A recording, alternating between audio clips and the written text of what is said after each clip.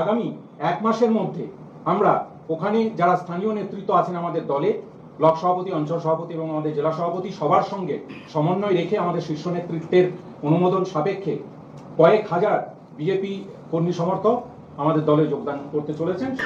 দেখুন, অভিজিৎ গাঙ্গুলিকে এমপি হিসেবে প্রার্থী করেছেন শুভেন্দুবাবু, বা পার্টি দিয়েছেন জানি না কেন। তমলুক লোকসভা কেন্দ্রে ওনাকে বাইরে থেকে নিয়ে যাওয়া হয়েছে, তাই ওখান থেকে বাইরে থেকে গিয়ে সরাসরি এলাকার মানুষের সঙ্গে, বিধায়কের সঙ্গে, জেলা প্রেসিডেন্ট বা অন্যান্য কার্যকর্তাদের সঙ্গে বিরোধে জড়িয়ে পড়া, সেটা তার স্বাভাবিক পরিবেশ নয়। তাই তাকে ইনসিস্ট করা হয়েছে, তাকে সামনে রেখেই আমি মনে করি তার মধ্য থেকেই একটা প্রতিদ্বন্দ্বিতা তৈরি করার জায়গা এবং আমাকে কোণঠাসা করার জায়গা তৈরি করা হয়েছিল। এটাই হচ্ছে বাস্তব।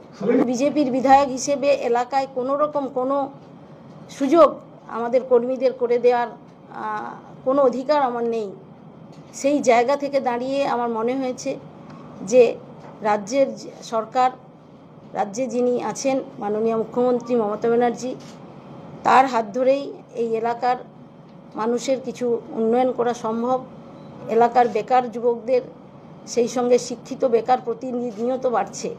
আর হলদিয়া মানুষ ক্ষতিগ্রস্ত, উদ্বাস্তু মানুষ, জমি ভূমি ঘর বাড়ি সব দিয়েও এখনও তাদের রিভ্যালুয়েশন প্লটই অনেকের হয়নি, এবং কর্মসংস্থানের ক্ষেত্রে তাদের কোনো রকম সুযোগ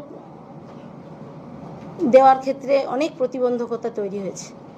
তাই সেই জায়গা থেকে দাঁড়িয়ে আমি বিধায়ক হিসেবে আমার এটুকু মনে হয়েছে যে দিদির সঙ্গে থাকলে, মাননীয় মুখ্যমন্ত্রীর সঙ্গে থেকে ওনার যে উন্নয়নের ধারা, তাতে যাতে হলদিয়ার উপকার হয়, হলদিয়ার মানুষের উপকার করতে পারি, সেজন্যই আমি ওনার সঙ্গে আজকের যুক্ত হলাম।